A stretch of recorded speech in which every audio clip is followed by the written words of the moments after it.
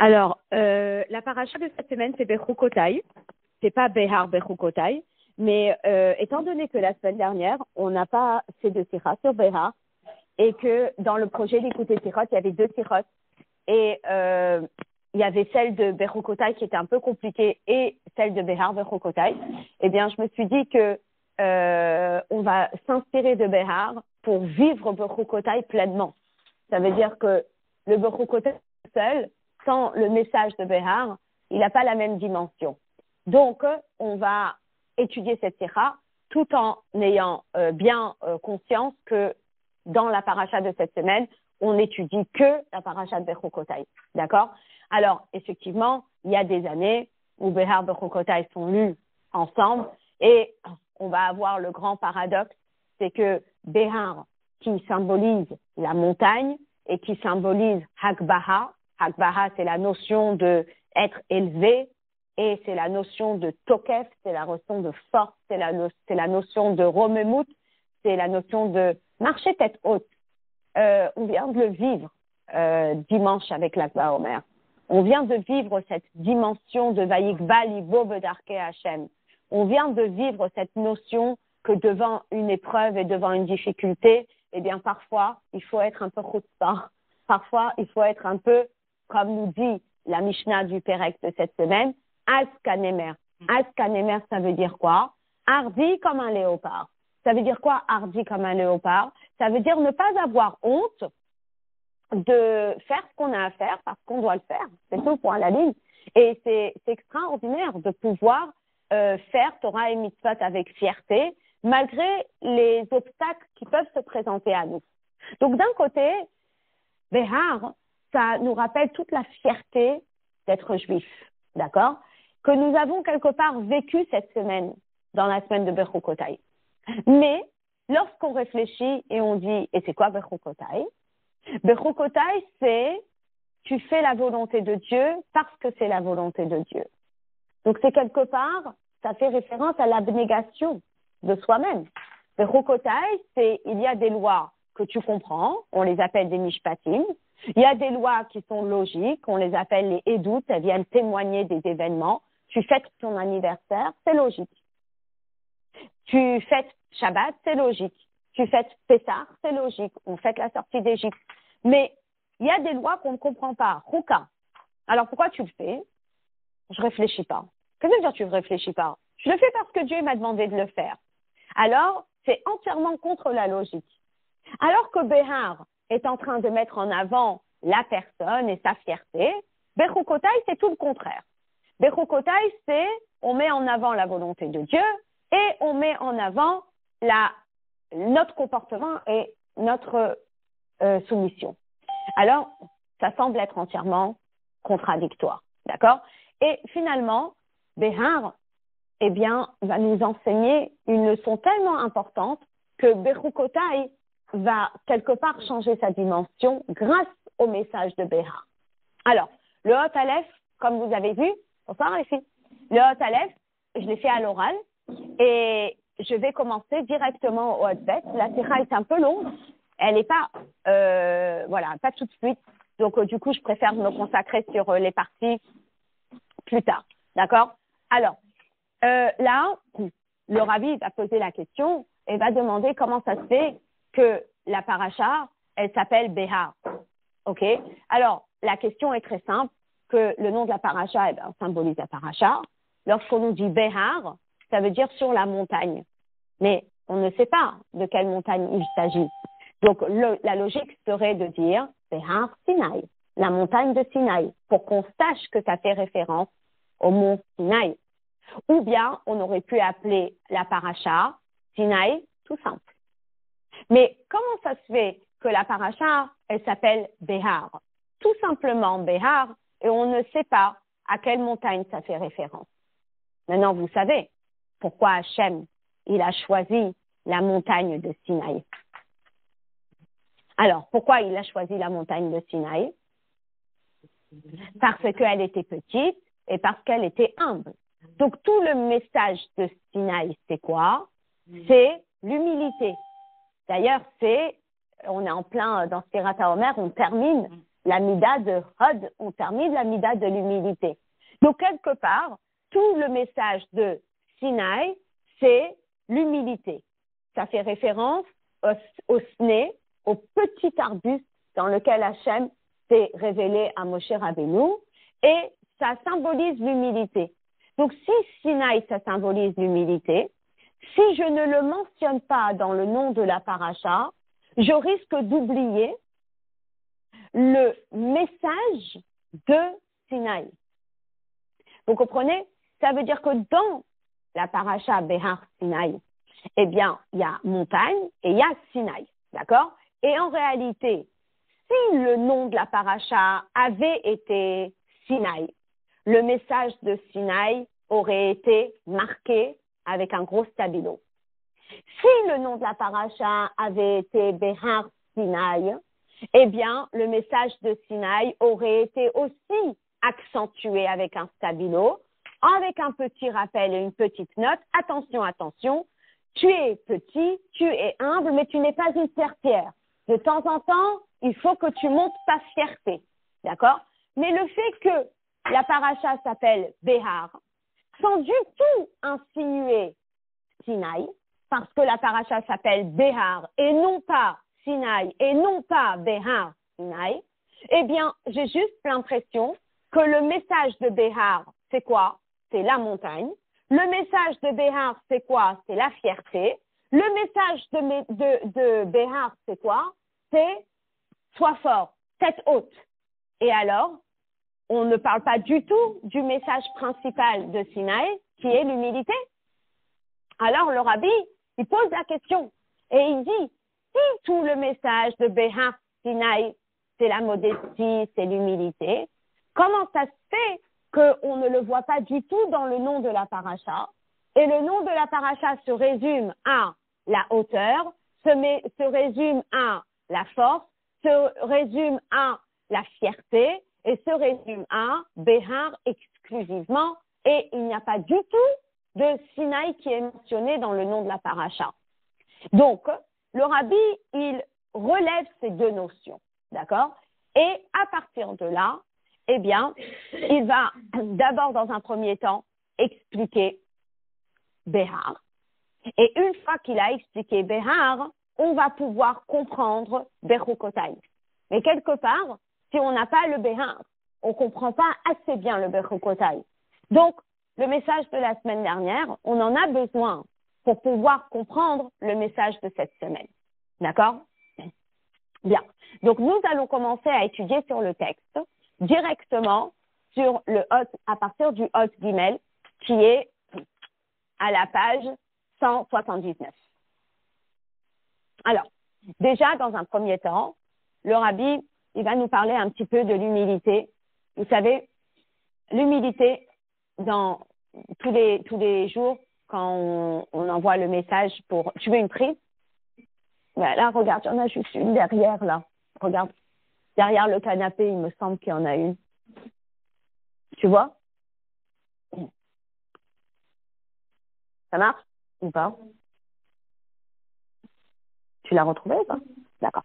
Alors, l'humilité, c'est quoi l'humilité? C'est compliqué, hein? Et je ne sais pas si vous avez lu les messages dans le conte du Homer sur l'humilité. C'est pas tout simple. Quand on dit ne sois pas orgueilleux, ne sois pas égocentré, sois humble. Ça veut dire quoi humble? Ça veut dire quoi l'humilité? Connaître sa place? Se rappeler qu'il y a Hachem. Se rappeler qu'il y a Hachem. Alors, là, le rabbi va expliquer très clairement c'est quoi l'humilité. Il dit, Ha'avoda aruchanit shel hitbatlut. Lorsqu'une personne, elle est humble et elle se soumet à la volonté de Dieu spirituellement, dans son service de Dieu, shiflut ha'adam, où la personne, elle se fait petite. Kshura, le gadlut hakel, eh bien, c'est lié à la grandeur de Dieu. D'accord? Hayehudi mitbatel, mipne shehu chash, shehametziut ha'amitit shel kol davar hi ha'elokut. Une personne se sent humble. Et en anglais, on dit I am humbled. Qu'est-ce que ça veut dire I am humbled? Humbled, ça veut dire je me sens humble. Je me sens humble, ça veut dire que je me sens tout petit en prenant conscience qu'il y a Hachem qui est grand. Comprenez? Donc, vous allez vous imaginer devant la tour Eiffel. Vous vous sentez comment? Vous vous sentez tout petit. Qu'est-ce que ça veut dire vous vous sentez tout petit? Vous êtes face à un monument où, eh bien, vous perdez quelque part. Qu'est-ce que vous êtes capable de toucher de ce monument? Le pied du pied du pied du pied. Il est immense. Donc, à côté de ce monument, vous vous sentez comment? Vous vous sentez tout petit. Lorsqu'on prend conscience que Metziut ha'amitit shel kol davar hi ha'elokut, quand on prend conscience qu'il y a un Dieu sur terre, et quand on prend conscience que Dieu, il est partout, et quand on prend conscience que tout est dans le plan d'Akadosh Baruch Hu, à ce moment-là, le résultat, c'est qu'on se sent comment? On se sent tout petit. On ne va pas dire quelque chose en présence d'Akadosh Baruch Hu, alors que Akadosh Baruch Hu est là. Donc, si vous voulez, on se sent petit, et même face à un miracle. Lorsqu'on a expérimenté un miracle, on se sent comment? On se sent tout petit. On dit la phrase que l'Admorazaken a dite, Katonti mikol hachasadim. Je me sens tout petit face aux bontés d'Akadosh Baruch Hu. Qui suis-je pour qu'Akadosh Baruch Hu me donne tout ce qu'il me donne? Et si vous voulez, ça renverse la situation. Pas en disant, tu me dois, tu me dois, tu me dois. Et comment ça se fait que j'ai pas? Et comment ça se fait que j'ai pas? Et comment ça se fait que j'ai pas? Quand je prends conscience qu'il y a Dieu et que tout est dépendant d'Akadosh Baruch Hu, lorsqu'il me donne quelque chose, je lui dis, merci Hachem. Je me sens petit par rapport à toute cette grandeur qu'Akadosh Baruch Hu me donne. Mishumkar. Ahid batlut ha'amititi. Quand est-ce qu'on peut parler de vraie humilité? Ka'asher ha'adam eno chash bemetziuto ad kedekar she'en hu chash afilu et batluto. Alors ça, c'est extraordinaire, cette phrase. Cette phrase, elle veut dire qu'une personne, elle se sent humble quand elle ne ressent même pas qu'elle est en train de faire un effort pour être humble. Ok, ma main. Est-ce que ma main sent qu'elle est soumise à mon cerveau? Non. Ça, c'est le vrai bitoul. Le vrai bitoul, c'est que ma main, c'est moi, point à la ligne. Ma main, c'est un avec mon cerveau. Mon cerveau, il va donner l'ordre de lever comme ça. Elle lève comme ça. Il leur donne l'ordre de baisser. Elle baisse. Elle réfléchit pas. Elle n'a pas d'identité propre. Qui est-elle? Elle est entièrement un avec le cerveau. Le cerveau, il donne un ordre et la main, elle suit l'ordre. Et c'est tout. Donc, lorsqu'un juif, il se sent un avec Akadosh Baruch Hu, et lorsqu'un juif, il sent qu'il fait partie du puzzle d'Akadosh Baruch Hu, il fait partie du plan d'Akadosh Baruch Hu, et c'est pas qu'il dit « je fais partie du plan », mais il sent qu'il fait partie du plan, à ce moment-là, on peut parler de bitoul, on peut parler de soumission totale. Qui est Aouda, Shayehudi Margish, Shehu Mitbatel, Klapé Akadosh Baruch Hu. Si le juif, il est au stade de ressentir qu'il a besoin de faire un effort pour se soumettre à Dieu, ça veut dire qu'il sent qu'il est encore une existence. Je suis une existence, je dois me soumettre à un supérieur. Ouais. Alors, bitoul, c'est exact. Bitoul, c'est la soumission, mais c'est l'humilité. C'est l'humilité dans le sens que, qui est-on? Au Dieu d'Akadosh Baruch Hu, on est un avec Dieu. Ça veut dire que notre identité, elle se confond avec Akadosh Baruch Hu. Donc, c'est pour ça que lorsqu'une personne, elle fait un avec Dieu et elle se dit, mais ce qui se passe dans le monde, eh bien, c'est tout dépend de Dieu, entre guillemets, eh bien, finalement, elle va pas se mettre en avant en disant « je suis capable, je suis incapable, je peux, je ne peux pas ». Elle fait ce qu'elle est capable de faire parce que Hachem lui a donné ces compétences-là. Et donc, elle ne va pas faire, entre guillemets, de la fausse modestie. Ça veut dire que si Hachem lui a donné une qualité, elle est consciente que cette qualité lui vient grâce à qui?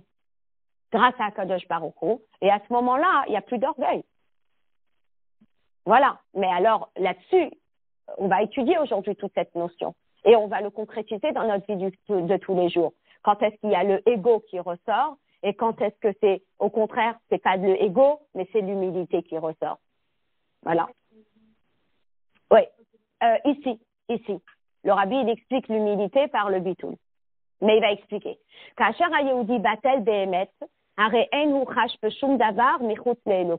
Quand un juif, eh bien, il est entièrement soumis à Dieu, il ne se sépare pas de Dieu. Il ne sent pas qu'il est une entité à part par rapport à Akadosh Baruch Hu. Il sent qu'il est un avec Dieu. Et là, le rabbi ramène un exemple dans la halacha en nous faisant la distinction entre un éved et un shaliach. D'accord? Alors, vous avez un serviteur, vous avez un esclave, d'accord? Et vous avez un shaliach, vous avez un émissaire. Oui? Maintenant, shlucho shel adam kemoto. Il y a la halacha qui dit que dans certains cas de figure, lorsqu'une personne ne peut pas faire une certaine chose, elle peut envoyer quelqu'un à sa place pour faire la chose. Ça s'appelle un shaliach. Un shaliach, c'est mon messager, c'est mon émissaire. D'accord? Maintenant, v'zeh kolel gam ou beikar, et haofen hana'ale beyoter shel hashlichut, shebe'et hashlichut na'aseh hashaliach lemetziuto shel hameshaleach. Il y a différents niveaux de shlichut. D'accord?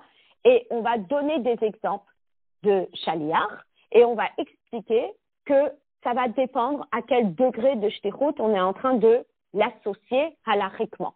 D'accord? Donc, on va donner un exemple d'une personne. Donc, c'est pas un cas très sympathique, mais c'est un cas quand même. Vous avez un monsieur qui souhaite envoyer un divorce à sa femme. Donc, il veut donner le divorce à sa femme. Vous savez que halachiquement, une femme ne peut être divorcée que si son mari lui donne le divorce.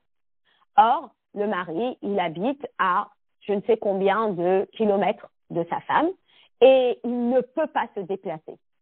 D'accord? Donc, comme il ne peut pas se déplacer, mais il veut lui donner le divorce, donc, qu'est-ce qu'il a le droit de faire selon la halacha?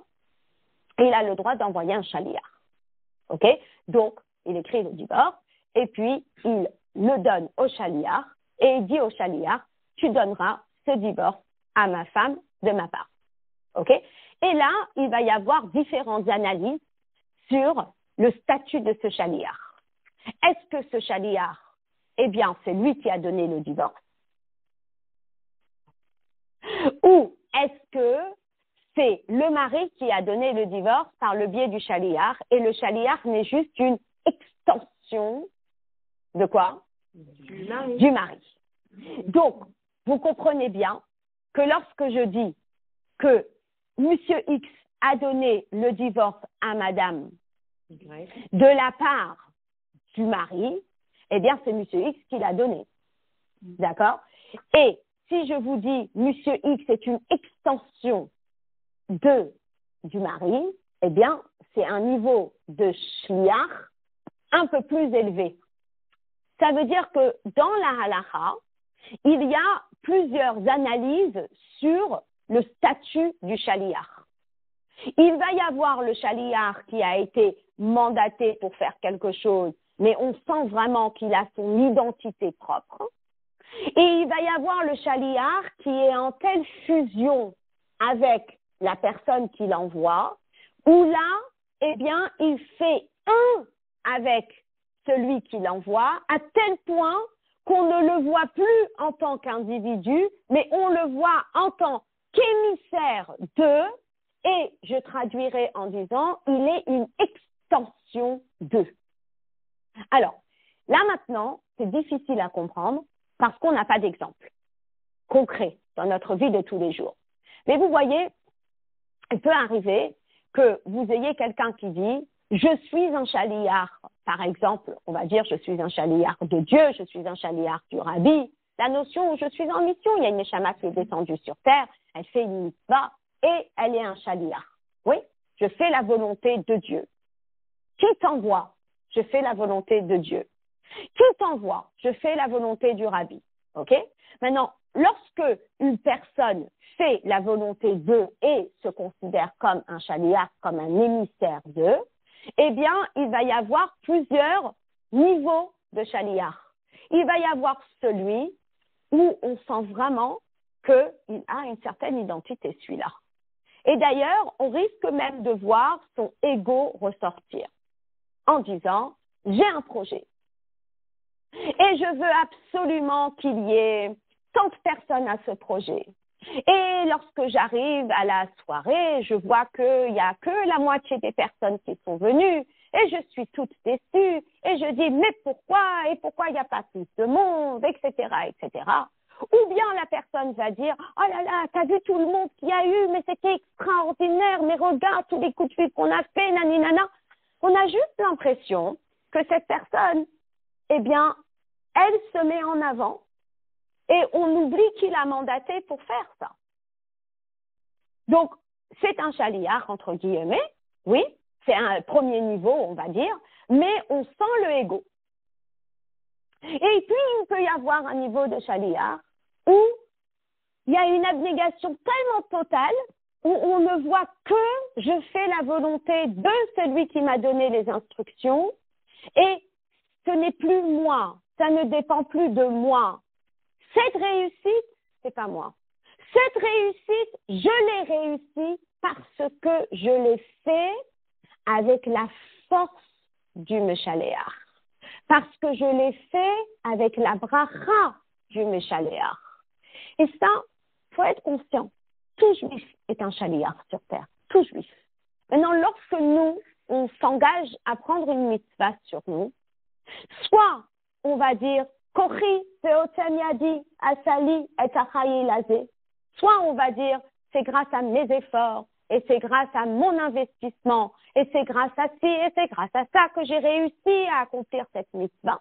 Je me suis organisée, tu vois, et j'ai fait ci et j'ai fait ça et j'ai fait l'autre.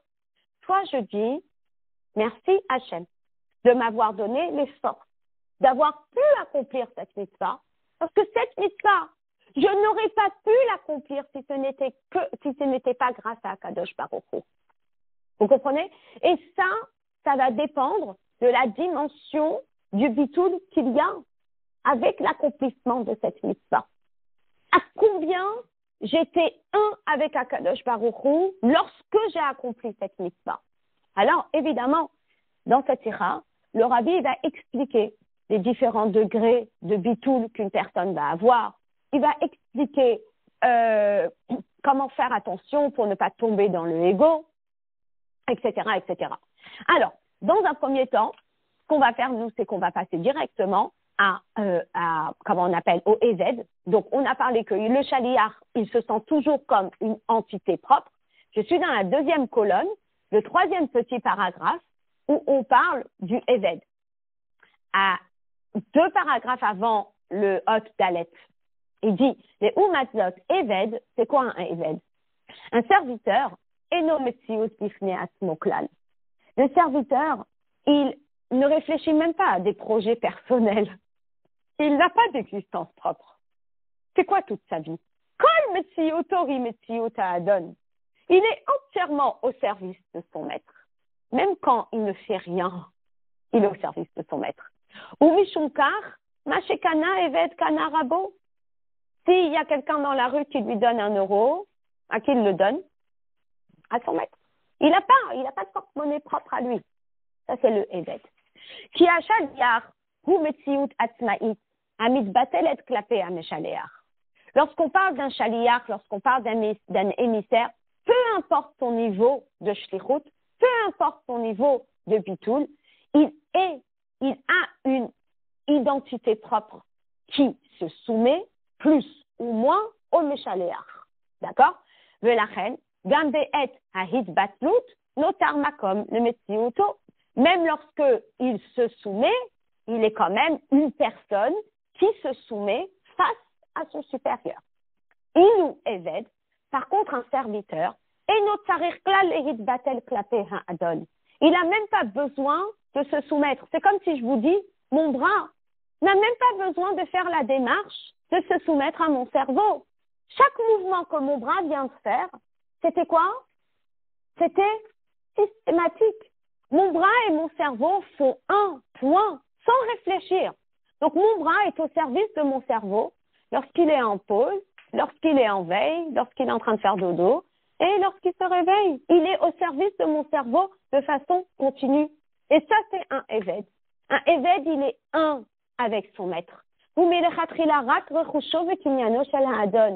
est un avec son maître. Il n'a pas d'existence propre où il a besoin de se dire attention, attention, il faut que tu te soumettes, etc., etc. D'accord?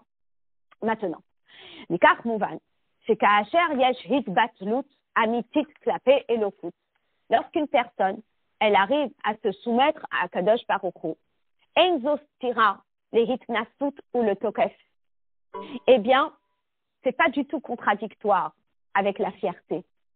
Parce que si un juif, il se sent un avec Dieu et qu'il ne fait que véhiculer le message de Dieu et que pour lui, s'il arrive à faire quelque chose, c'est grâce à Dieu et c'est pour Dieu, alors sa fierté n'est pas une fierté personnelle.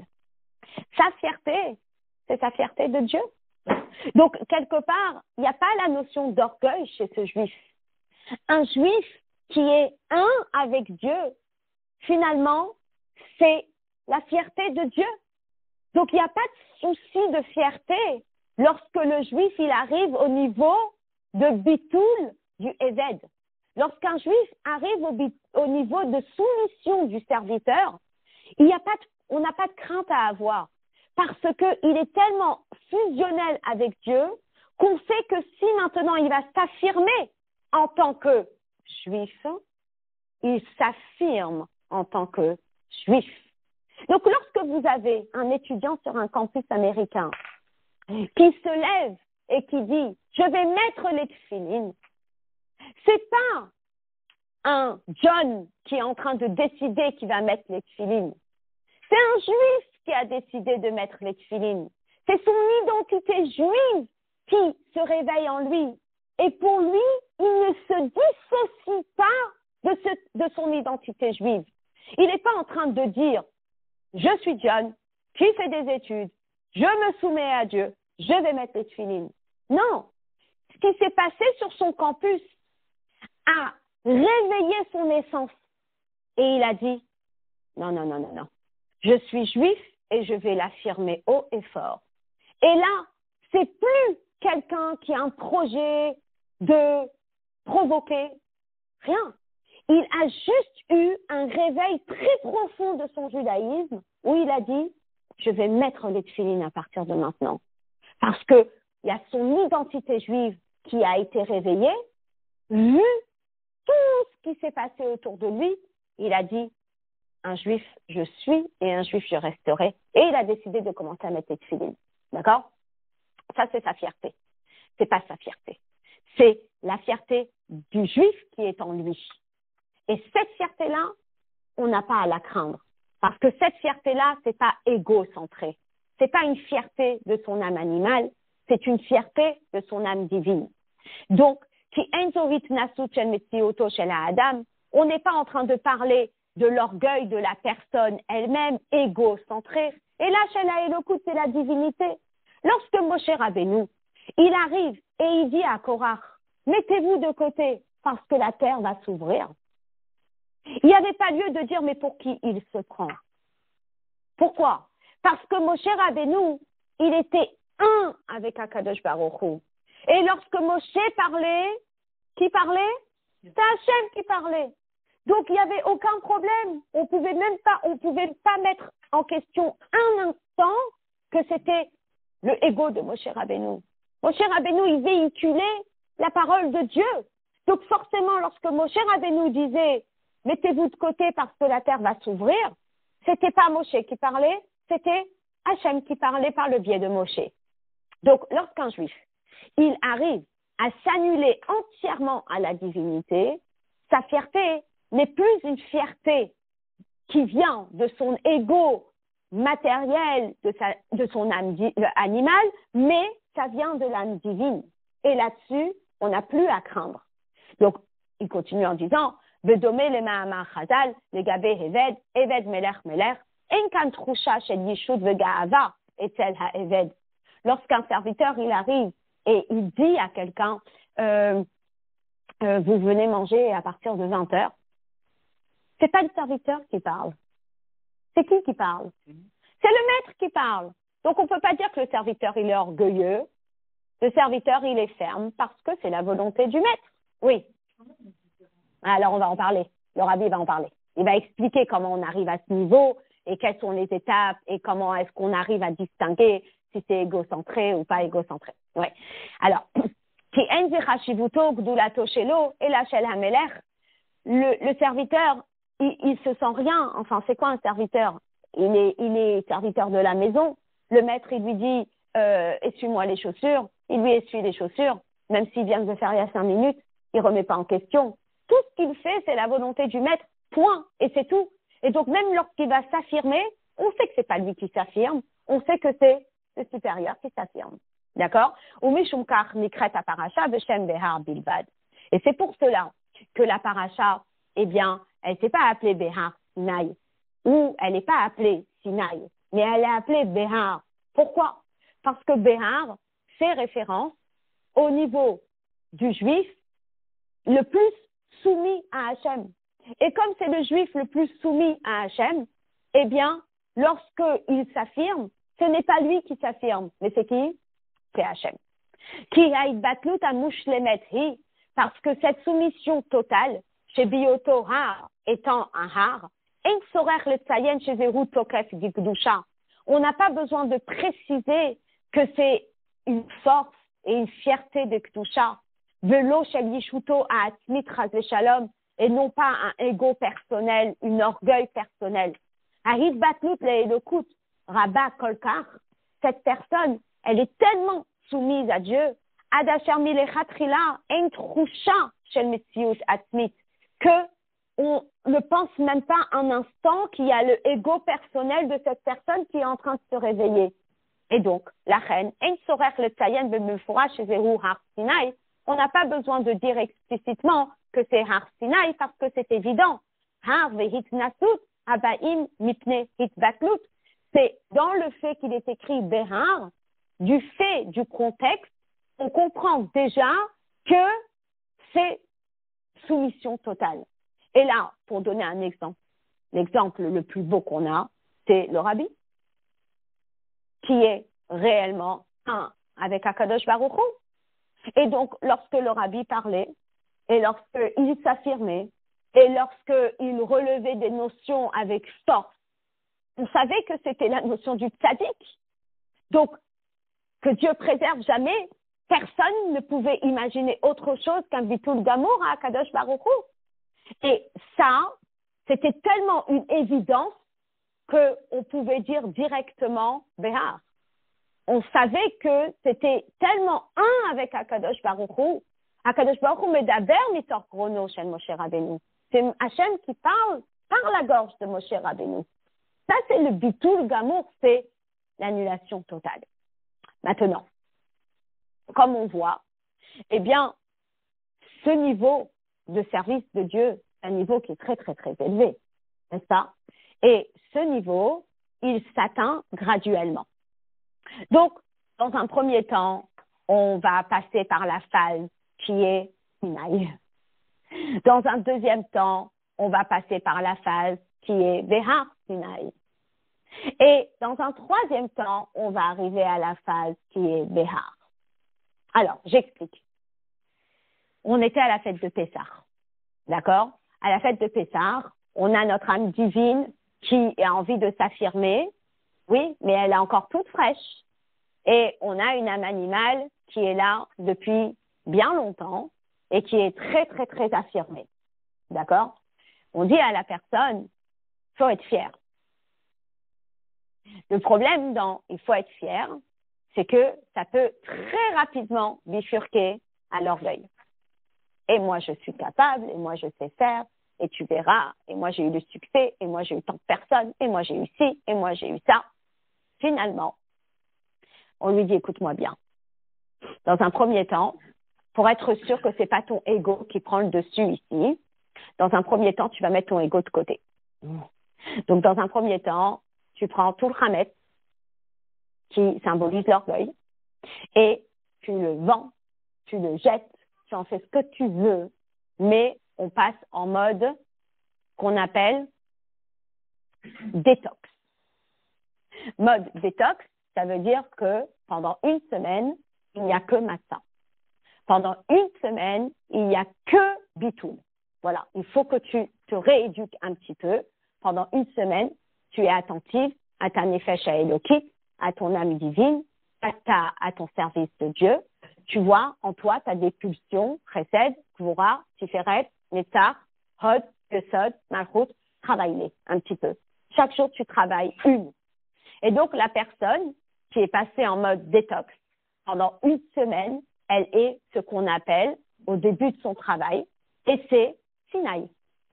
Sinaï, ça vient du mot né, qui veut dire le petit buisson, qui veut dire l'humilité totale. Je fais les choses pour Dieu, exclusivement pour Dieu. Je ne les fais pas pour moi et pour mon ego et pour ma fierté et pour le mettre sur mon statut et pour le mettre sur tous les réseaux sociaux. Et j'ai fait, et j'ai fait, et j'ai fait.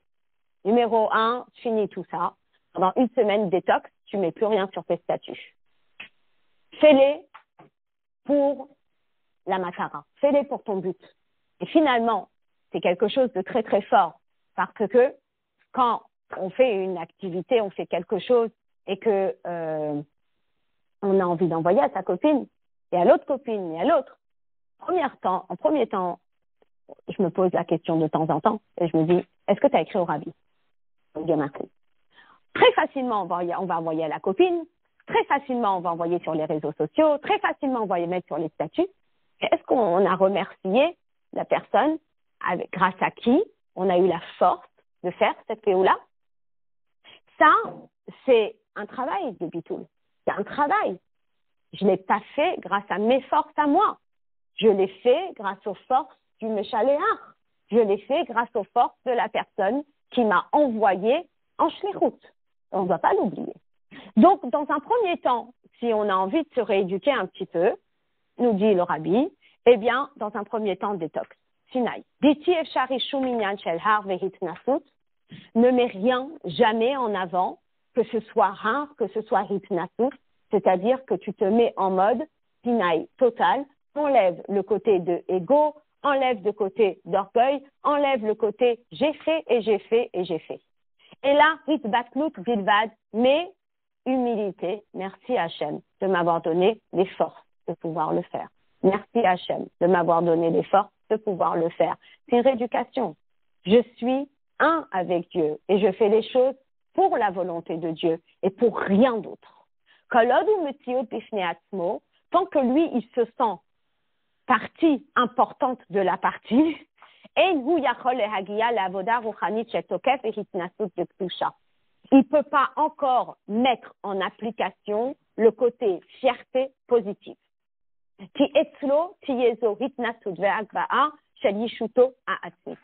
Parce que si il met en avant quelle que soit la fierté, ça risque de trop rapidement déraper en égo négatif. Je suis capable, tu vois, moi j'ai réussi à faire, ma copine elle n'y arrive pas, etc., etc. Ou que dougma lechach, Charles Tsayen est à Ofen Arishon shel Shlichut. Ça, c'est le premier niveau de Shlichut. Hashaliach ou Metziut le'atzmo, ou le Shaliach il sent qu'il est quelqu'un. Achou mitbatel, v'hu mevatzeh peula, v'makom ha'meshaleach. Mais il sent qu'il a besoin de se soumettre pour faire la volonté de son Meshaleach. Mais il est encore une partie importante de cette activité. Ça, c'est 180. Ensuite, le rabbi continue. Alors, à 182,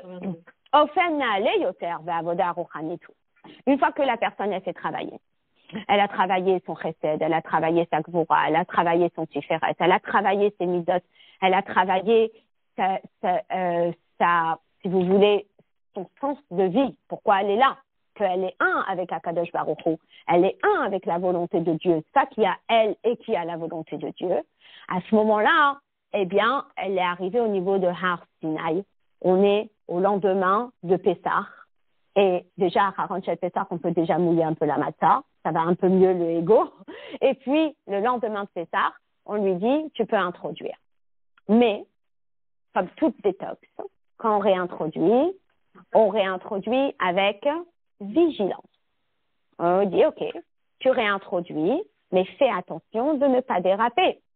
Donc, har, tu réintroduis la fierté, mais maintiens toujours en fond d'écran Sinaï.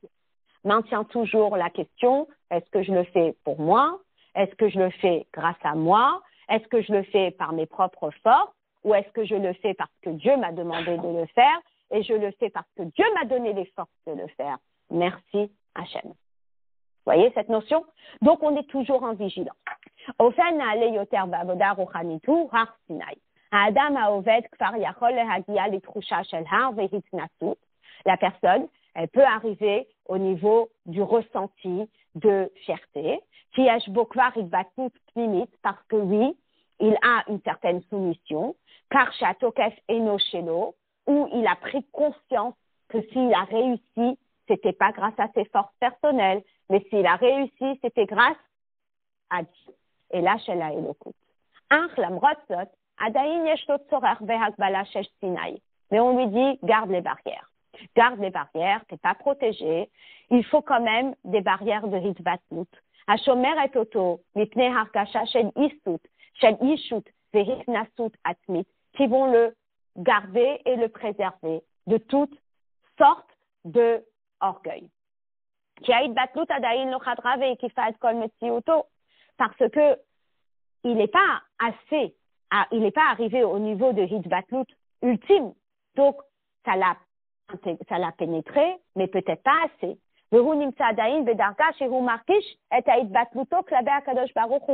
voyez, il est encore en mode, non mais attends.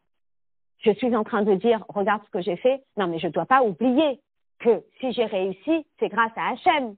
Si j'ai réussi, c'est parce que Dieu m'a donné les forces. Donc, si j'ai besoin de dire cette phrase, mais si j'ai réussi, c'est grâce à Hachem. Si j'ai réussi, c'est parce que Dieu m'a donné ses forces. Ça veut dire que j'ai besoin d'un rappel continu que c'est pas moi, mais c'est Hachem. C'est pas moi, mais c'est Hachem. Tant que j'ai besoin de ce rappel, alors je suis dans le mode Behar Sinai. בדומה לאופנים הנעלים יותר של השליחות, שהשליח מוסר את הכוח המעשה שלו למשלח.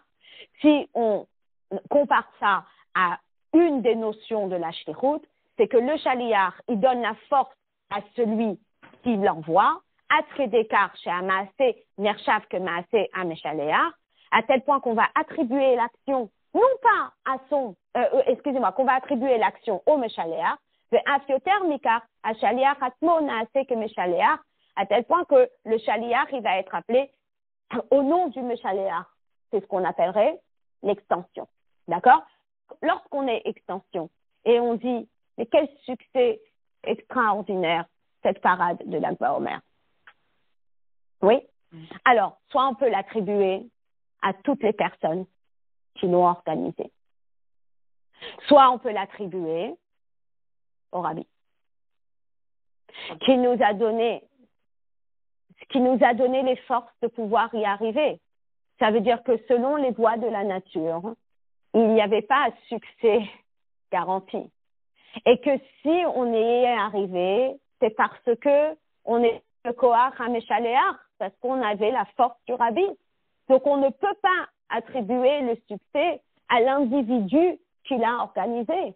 On ne peut attribuer le succès que au Meshaleach qui nous a envoyés. Maintenant, ça, c'est un degré de shlichut. Il y a certaines personnes qui vont attribuer le succès à ceux qui organisent. Oui. Et il y a certaines personnes qui vont attribuer le succès au Rabbi qui nous a demandé d'en faire un inyan tellement important. Ça veut dire qu'ils étaient connectés au Rabbi en permanence en se disant, mais si c'est tellement important, donne-nous les forces de pouvoir y arriver parce qu'il y a des obstacles à droite et parce qu'il y a des obstacles à gauche. Et donc finalement, quand il y a le succès, on n'oublie pas de dire que c'était grâce aux forces que le Rabbi a données pour que ça puisse réussir. Parce que ça ne dépend pas de moi, moi je suis rien dans l'histoire, je ne suis que en train de faire la volonté du Meshaleach. Ça, c'est le niveau de shlichut le plus élevé. Parlam rozot. Efshar adayin lehafrid ou lehafrid ben hashaleach le ben hameshaleach.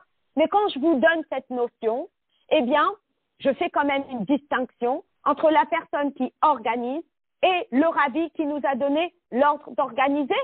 Donc finalement, il y a encore le rabbi qui a sa métier, son identité, et nous qui avons la nôtre, on n'est pas encore en mode fusion, c'est une même chose.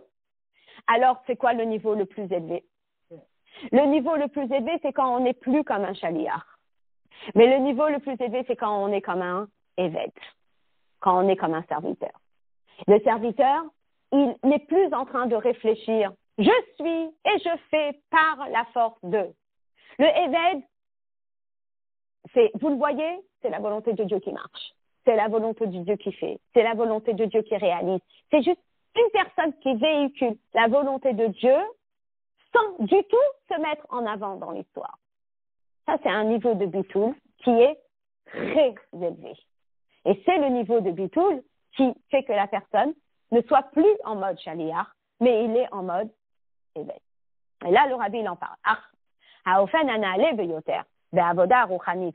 Mais le niveau le plus élevé, c'est quoi? C'est lorsqu'il est au niveau de Behar. Behar, la personne, elle est tellement un avec Akadosh Baruch Hu, comme on voit un tzaddik avec Hachem. On n'a même pas besoin de mentionner Sinaï. Quand on voit un tzaddik, qu'est-ce qu'on voit?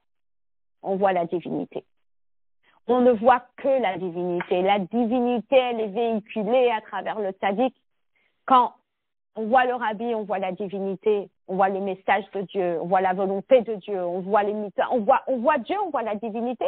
Donc à ce moment-là, on n'a même pas besoin de mentionner le mot Sinaï. Bien. Alors maintenant, vous allez me dire, et nous, dans l'histoire, est-ce qu'on peut avoir un petit peu ce niveau de Behar? Alors le rabbi il explique, il dit l'amrot shamashmaout shel Behar hitbatlut bedarga analit beyoter, bien que Behar semble être à un niveau tellement élevé où on est en soumission totale à l'image de mon bras par rapport à mon cerveau qui est un avec mon cerveau.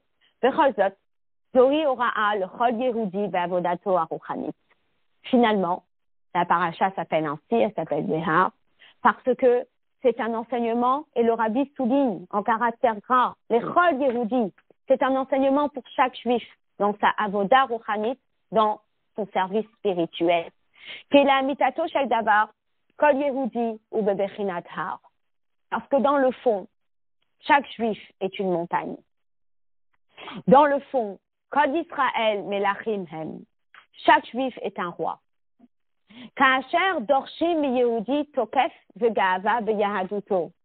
Lorsque on demande à un juif d'être fier, c'est incroyable parce que cette sikha, elle est là, enfin elle a été dite en tachine même, et on a l'impression qu'on est en train de lire qu'on a vécu l'Akba Omer, où il y avait des personnes qui ne voulaient pas venir parce qu'elles avaient peur, l'identité juive, et on vient et on leur dit, il n'y a aucun problème. Viens crier haut et fort ton identité juive. Et le rabbi va même utiliser, ce n'est pas provocateur. Regardez. Lorsque on attend du juif cette fierté juive,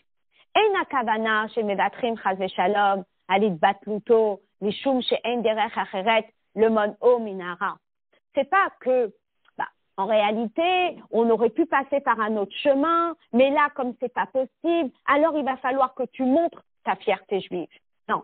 Et là, bipnimiutam shel advarim, hare atokef atmo, hu tokfa shel hanefesh haelokit. Quand ce monsieur, il a pris le métro avec un autre juif qui avait peut-être un look de juif, et il n'était pas gêné et il n'avait pas honte de parler avec lui. À votre avis, est-ce que ça s'appelle de l'orgueil? C'est de la fierté juive. Chaque personne qui était là debout à la parade de l'Akba Omer, c'était la fierté juive. C'était leur âme divine qui s'est réveillée à ce moment-là et qui a crié haut et fort, « Je suis un avec toi, Hachem ».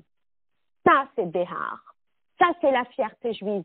Et dans les situations que nous traversons maintenant, eh bien, il y a beaucoup de personnes qui rejaillissent avec cette fierté juive. C'est extraordinaire. Des personnes qui avaient peut-être cette fierté juive en veille et d'un coup, elle a rejailli. C'est leur neshama qui s'est réveillé ce jour-là. Et ils ont dit, mais waouh, comment c'est extraordinaire. Et ces enfants qui rentrent de la parade et qui disent à leur maman, je suis fière d'être juif. On peut marcher la tête haute. C'est incroyable les retours qu'on a eus de la parade. Et ça, c'est quoi? C'est Behar. C'est Behar. Yehudi tsarich lada'at, shet nishmato shala Yehudi, lo shalchu le galout. Un juif, il doit savoir que son âme n'a pas été envoyée en exil. Son âme n'a pas été envoyée en otage. Velo mastrou, le shiboud malchuyot, et son âme n'a pas été vouée aux autres nations. Vechol ma shenogea le datenu, Torah, mitzvot, minagé Israël, ein lanu a Yehudi, mi sheyarpe et daato alenu. Il faut savoir que quand il s'agit de Torah, quand il s'agit de mitzvot, quand il s'agit des minhagim, eh bien, il n'y a personne qui peut nous imposer le contraire. On a une mitzvah à accomplir, on doit l'accomplir avec fierté. Et cette fierté juive, c'est incroyable comment elle est d'actualité aujourd'hui, plus que jamais. Dina de Malchouta Dina, oui, il faut respecter le gouvernement. Aïtisgare begoy katan, tu ne vas pas provoquer même le non-juif, le petit non-juif qui est à côté de chez toi. Alors parfois les personnes disent, mais le fait que votre mari marche avec une kippa dans la rue, c'est pas de la provocation. Ce n'est pas de la provocation. Pourquoi c'est pas de la provocation? Parce que Kacher Nogea Adavar le Yahadout, si ça c'est le judaïsme, Harei Yehudi ou Eved Melech Melech. Le juif, il est quoi? Il est véhicule d'Akadosh Baruch Hu. C'est un Eved Melech qui est en train de marcher. C'est un serviteur du roi qui est en train de marcher. Et quand le serviteur du roi, il marche, qui on voit? On voit le roi. Donc, lorsqu'un juif, il marche, qui on voit? On voit Dieu.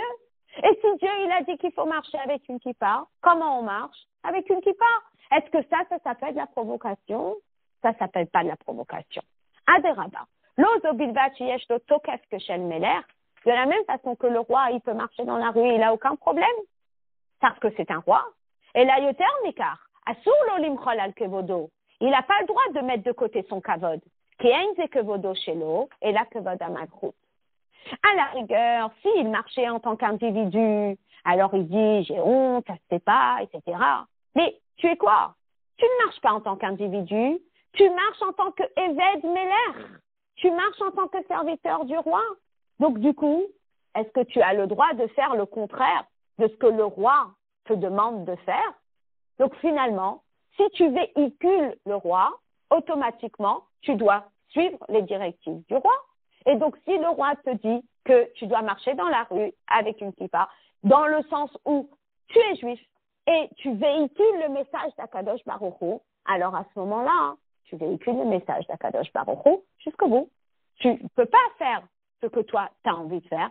Tu dois faire ce que le roi te demande de faire, comme un serviteur. Quand le serviteur, on lui dit, mais pourquoi est-ce que tu nettoies les chaussures pour la 10e fois de la journée? Il n'y a pas de logique derrière. Il dit, c'est les ordres qu'on m'a donnés. Ce n'est pas moi, c'est les ordres qu'on m'a donnés. Et ça, c'est la particularité. Qui est kvodo shelo. C'est pas notre kavod. Et la kavod amalchut, mais c'est le kavod de Dieu, shel melech macham lachem akadosh baruch hu, haomer v'shachanti betocham, qui dit, je veux résider parmi eux. Nafsho haelokit shel, chelek eloka mamash, chelek mina etzem. Son âme divine, c'est réellement une partie d'Akadosh Baruch Hu. Et là, à partir du moment où la personne, elle fait les choses, c'est parce que c'est comme ça que c'est la volonté de Dieu, à ce moment-là, il n'y a plus la notion du égocentré. Il n'y a plus la notion que c'est manifeste à Béhamik.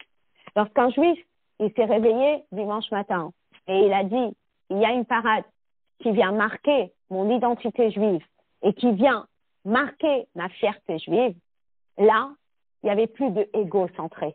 Il était juste en train de crier haut et fort, « Je suis juif et tu ne vas pas m'interdire d'être un juif. » Lorsque le juif il dit « Je suis juif et tu ne vas pas m'interdire d'être un juif », eh bien là, on est sûr que c'est quoi?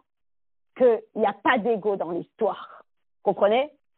On sent que c'est le cri du cœur.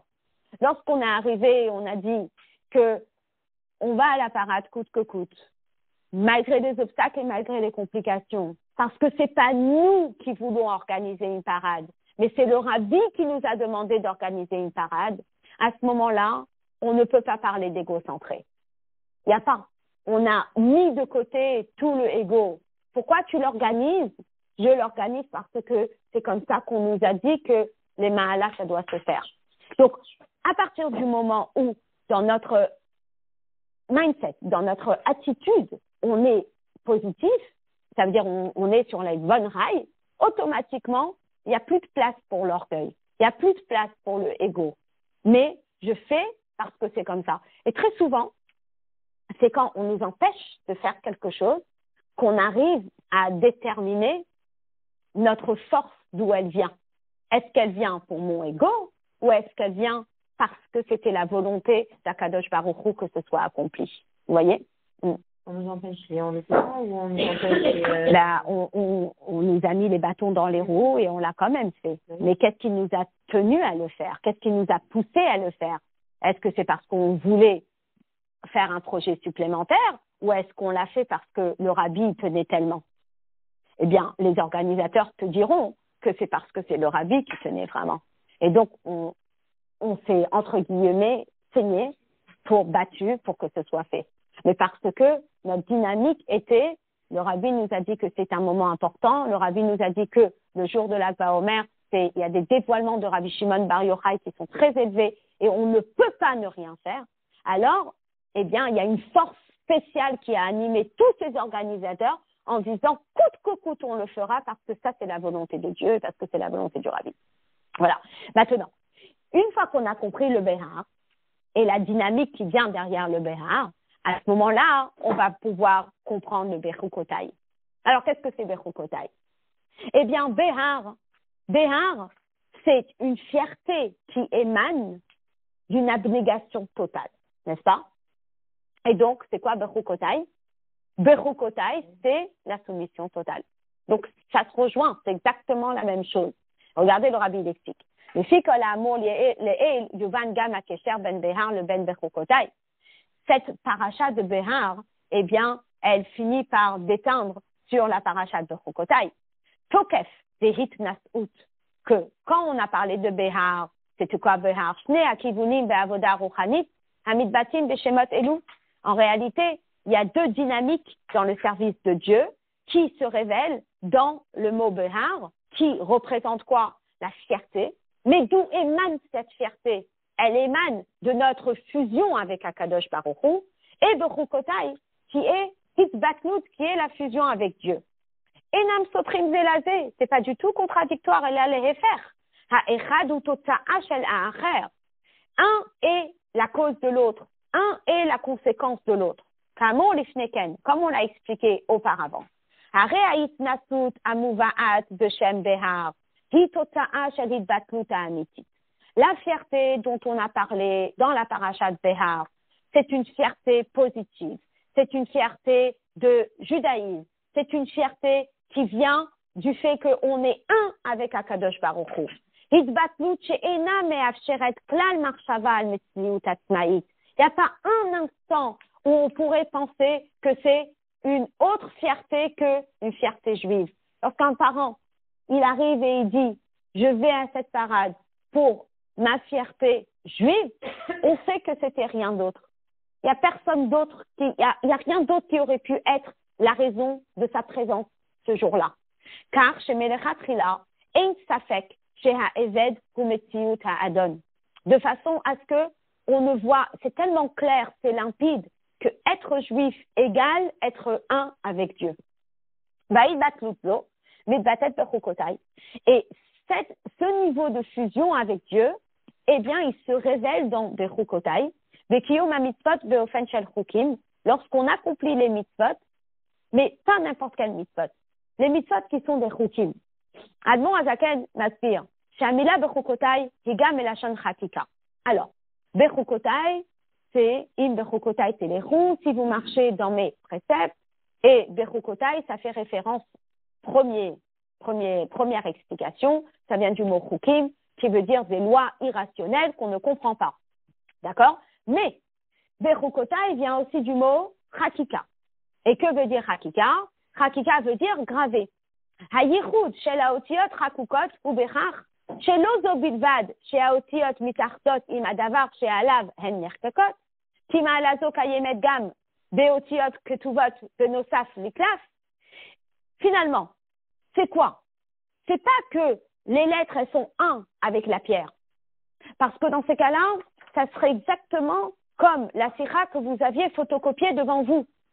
La sira que vous avez photocopiée, l'encre est devenue un avec mon papier. Je passe ma main, je peux plus retirer l'encre. L'encre est devenue un avec mon papier. Par contre, lorsqu'on grave, qu'est-ce qui se passe? Où sont les lettres? Elles sont plus. Hitbatlut. Les lettres, elles sont plus. Il y a un vide. Eh oui. Donc la lettre, elle fait partie de la pierre. Vous voyez? Il y a eu un vide qui s'est fait. J'ai pris ce Aleph, je l'ai creusé dans la pierre, et donc maintenant il y a un trou, entre guillemets, qui fait que la lettre fait partie de la pierre. C'est toute la notion du bitoul. C'est toute la notion je fais un avec Dieu au point où je n'ai plus d'identité propre. Je suis un avec Akadosh Baruch Hu. Je suis en fusion avec Dieu. Je n'ai plus mon mot à dire. Mon mot, c'est le mot d'Akadosh Baruch Hu.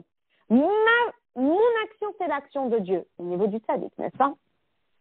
Donc, et là, chez Otiot, Elou, Enan, Metziut, Bifne, Atzman, Klal, les lettres, elles n'ont plus d'identité propre. Vechol, Metziut, Dirak, Metziut, Adavar, chez Alav, Enertekot, elles sont partie intégrante de la pierre.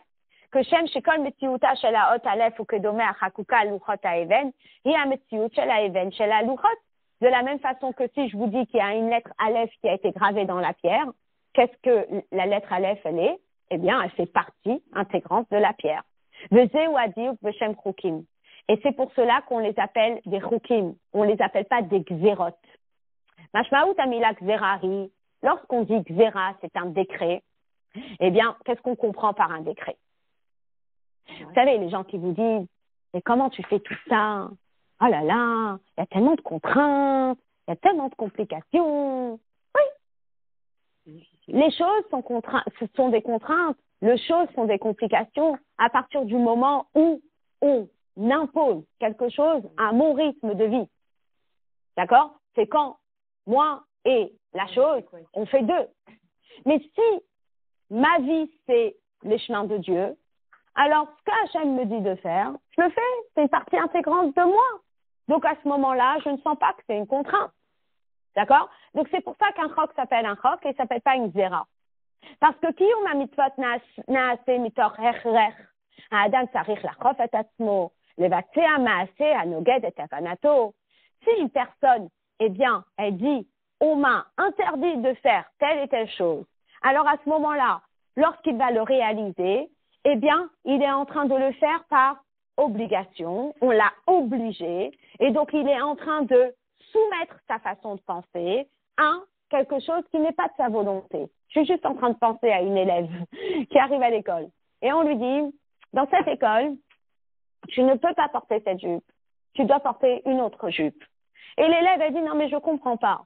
Ma jupe, elle couvre les genoux, et ma jupe, elle n'est pas moulante, et ma jupe, elle est noire. Pourquoi je peux pas la porter? On lui dit, c'est comme ça.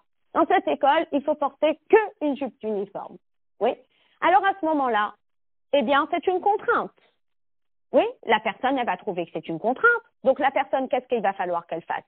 Eh bien, elle va se dire, je ne peux pas porter cette jupe ce matin, je vais devoir porter une autre jupe. Et donc, elle va devoir mettre sa façon de penser de côté pour faire la volonté de son supérieur. Et donc, elle arrive à l'école avec la jupe uniforme. Elle est soumise. C'est un niveau de soumission. Absolument, mais il n'y a pas une logique derrière, obligatoire. pour l'enfant. Absolument, tu choisis déjà. Absolument. Tu n'as même pas la question à te dire, je veux venir avec autre chose. Non, elle a juste mis de côté Havanato. Elle n'a pas compris. Parce qu'il n'y a personne qui lui a expliqué, personne ne lui a dit quelle était la raison pourquoi il y avait un uniforme, personne ne lui a expliqué parce qu'il y a des enfants qui ont du mal à trouver des habits hautes, personne ne lui a, c'était la raison, personne ne lui a expliqué qu'il y a un problème de compétition des porte-monnaies. Donc, elle était là, elle comprenait pas, elle a dit je vais faire, et donc elle a soumis sa façon de penser à la façon de penser qu'on lui a imposée, et elle a fait. Ça, c'est parce que voilà, c'était comme ça. D'accord? Maintenant, c'est quoi Ruka? Ruka, c'est pas Xera. Chez Hugam Milashon Hakika. C'est quoi? Ruka, ça vient du mot Hakika. Ma'e, chez Enshum Kfiya Bekiyum Mitzvah. Lorsqu'une personne, elle fait une mitzvah qui est un chok, eh bien, on ne sent pas qu'il y a eu une contrainte dans l'histoire. Non. Pourquoi? Adam mitbatel la chalutin, l'éclapé, הקדוש ברוך הוא, ואינו כלל מציאות בפני עצמו, כאותיות החקוקות על אבן טובה, וממילא הוא מבצע את כל רצון השם. C'est ce qu'on appelle accepter que ça fait partie du plan d'Akadosh Baruch Hu. Une épreuve pour une personne n'est une épreuve que si la personne n'est pas consciente que ça fait partie du plan d'Akadosh Baruch Hu. Un chok, eh bien, c'est lorsqu'une personne, elle est déjà au niveau où elle comprend que elle fait partie du plan d'Akadosh Baruch Hu et que Hachem lui a donné des mitzvot qu'elle comprend, il lui a donné des mitzvot qu'elle comprend pas, mais qu'elle les fait avec joie, qu'elle les aurait comprises ou qu'elle les aurait pas comprises. Ça fait partie de sa vie. Donc, lorsqu'on dit à une personne, pourquoi tu te couvres la tête? Je sais pas. Je me couvre la tête parce que c'est comme ça qu'Hachem m'a demandé. Ça te dérange pas? La personne a dit, je sais pas, j'ai pas réfléchi. Ouais. On m'a dit, je me marie, je me couvre la tête, ça fait partie des lois de la tsniout après le mariage. L'histoire, elle est réglée. Ça, c'est quoi? C'est une personne qui l'a intégré, que ça fait partie de la vie. Ça fait partie de sa vie. Donc, à partir du moment où ça fait partie de sa vie, que je comprenne ou que je comprenne pas, que j'ai eu la raison, que j'ai pas eu la raison, eh bien, je le fais. Et donc, finalement, je suis en fusion avec la volonté de Dieu. Et la volonté de Dieu, c'est ma volonté et je fais ce que je dois faire en tant que juif. Point. Ça, c'est la notion de Ruka. La notion de Ruka, c'est que je fais un avec la volonté d'Akadosh Baruch Hu. Hachem, il nous dit de faire. Il y a des mitzvot où on a des explications. Il y a des mitzvot où on n'a pas des explications. Et d'ailleurs, le Rabbi, il explique par rapport à Ruka et il dit En lecha roshut le'arer achareha. Alors oui, effectivement, les mitzvot, il y a le concept de naaseh. Il faut faire. Mais il y a aussi le concept de nishma qu'il faut comprendre. Et oui, il y a le concept que même dans les chukim, vous pouvez avoir de très jolies explications. Quand on étudie les lois de Taharat HaMishpacha, il y a tellement de jolies explications qui sont données. Mais on rappelle toujours au calotte, tu ne le fais pas parce qu'il y a des jolies explications. Tu le fais parce que c'est Ruka Hakakti, parce que c'est un chok. Toute la notion de Taharat HaMishpacha, de la pureté familiale, même s'il y a de très jolies explications qui peuvent motiver une partie de moi, finalement, je ne le fais pas parce que j'ai trouvé ça beau, mais je le fais parce que c'est Hachem qui me l'a donné, et c'est un chok. Et finalement, c'est quoi la notion de Ein Mecha Roshut Le'arer Achareha? Cette notion, ça veut dire que tu n'as pas le droit de remettre en question. Ça veut dire que de la même façon que tu vas aller célébrer la sortie d'Égypte sans remettre en question, et tu vas aller célébrer le don de la Torah sans remettre en question, et tu vas aller faire un Yom Kippour sans remettre en question, de la même façon, tu vas faire toutes les lois qui sont irrationnelles, qui ne sont pas logiques, sans remettre en question. Donc, comme on dit, tu as le droit de poser des questions, mais tu ne peux pas remettre en question. Voilà, il ne faut pas douter. Voilà, donc ça, c'est une partie que j'ai fait à l'oral. Et puis, pour terminer, extraordinaire, on va faire le hotret. Étant donné que le juif, il est plus qu'une extension d'Akadosh Baruch Hu, ça veut dire qu'il est juif et il montre son identité juive et il vit son identité juive. Alors automatiquement, quelle va être la suite logique de tout ça? C'est la bonté d'Akadosh Baruch Hu. Et donc, ça va être toutes les récompenses qui vont venir de toutes ces belles actions. Berach nitan lehavin gam et hakesher sheben hatochen shel rov haparacha odot schar hamitzvot ve'onchan le ben shem haparacha bechukotai. Finalement, on va pouvoir faire le lien entre le nom de la paracha qui est bechukotai, qui est la soumission qu'on a vis-à-vis d'Akadosh Baruch Hu, faire la volonté de Dieu parce que c'est Dieu qui nous l'ordonne, parce qu'on est un avec lui, et tout le reste de la paracha qui parle des récompenses quand on fait les mitzvot et le contraire. Bepashtut, mekaimim et achukim rak mishum shehem tzivuya Akadosh Baruch Hu. Finalement, lorsqu'on fait les mitzvot et les lois irrationnelles, on les fait pourquoi? Parce que c'est comme ça qu'Hachem il a dit. L'amrot she'ein mevinim et ha'amam, même si on ne comprend pas leur raison. Ve'ein ma'arichim et ha'toelet shebekiyumam, et on n'est pas en train d'évaluer les récompenses si on va les accomplir. Ve'ketzad imkar matimim le'inyan ze hatralat ha'parasha ve'ruba psukim ha'oskim ve'yehudim u'bischar ha'mitzvot. Alors comment est-ce que c'est compatible avec la suite de la paracha qui parle des récompenses? Mais moi, je ne mets pas la perruque parce que je veux une récompense. Je mets la perruque parce que je dois la mettre, point à la ligne, et je respecte les mitzvot qui me sont ordonnés parce que je dois les accomplir, pas parce que je veux la récompense. Alors, comment est-ce qu'on explique ce concept?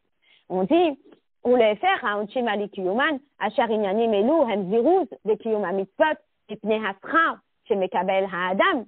Parce que finalement, si on parle de récompense, automatiquement, on va parler d'encouragement de mitzvot. Mais quand on parle d'encouragement de mitzvot, si vous voulez, ça stimule une partie consciente de la personne. Donc, bechukotai, ça stimule la partie je le fais parce que je dois le faire. Et la récompense, ça risque de stimuler une autre partie de moi qui va être je le fais pour la récompense. Et c'est pas du tout les mêmes dynamiques. Alors, comment est-ce que les deux sont dans la même paracha? Et le Rabbi, il explique à Esber le Chachou. Lorsqu'un juif, il fusionne avec Akadosh Baruch Hu au niveau de Chatika, c'est-à-dire il est un avec Dieu, il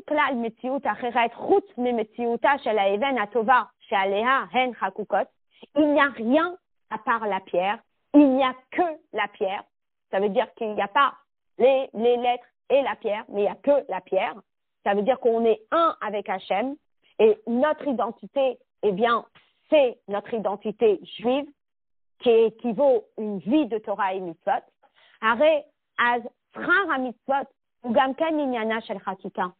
Alors, la récompense des mitzvot, eh bien, elle a le même profil. C'est pas quelque chose qu'on rajoute, une pièce détachée qu'on rajoute, mais que les récompenses, c'est quoi? C'est une extension des mitzvot. העובדה שהמצוות מביאות אימן שכר, אינה יוצרת אצל האדם תחושה של קיום המצווה למען עצמו ולמען השכר והתועלת שלו.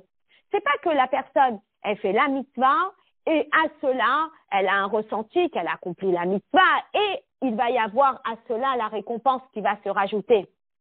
שתצמח לו תועלת גשמית או רוחנית. אלא הוא מרגיש רק את הטוב של האלוקות. Mais finalement, quand il fait la mitzvah, il le fait pourquoi? Il le fait parce que Dieu l'a demandé. Dieu, il est quoi? Dieu, il est tov. Alors automatiquement, le fait qu'il voit la bonté de Dieu dans la mitzvah qui lui est ordonnée, automatiquement, ça va lui ouvrir les portes pour voir tout ce qui découle de cette mitzvah. Parce que finalement, le shefa brachot, les brachot qui arrivent avec la mitzvah, c'est lorsqu'on est capable de voir que la mitzvah, c'est pas moi qui l'ai choisi de la faire, mais la mitzvah, c'est la volonté de Dieu. Donc, lorsque moi, je vois la mitzvah en tant que la volonté de Dieu, automatiquement, qu'est-ce qui vient avec cette mitzvah? Ça vient quoi? Ça vient le shefa brachot. C'est, si vous voulez, lorsqu'on accomplit une mitzvah, parfois, il y a comme, on va dire, vous savez, ça me rappelle un petit peu chez nous à la maison, on avait une fuite, d'accord? Et donc, il est arrivé, le plombier, et ça coule, et ça coule, et ça coule, et ça coule, et ça coule chez qui? Chez le voisin. Chez moi, on voit rien. Et la voisine qui arrive et qui dit, ça vient de chez vous, ça vient de chez vous, ça vient de chez vous. Ok. J'ai dit, moi, je vois rien chez moi. Et on me dit, ah, mais c'est Soudal. Soudal. Ça veut dire on ne voit pas. C'est sous le sol. D'accord? Donc, du coup, qu'est-ce qu'ils sont partis faire? Ils sont partis et ils m'ont mis toute la tuyauterie en apparent.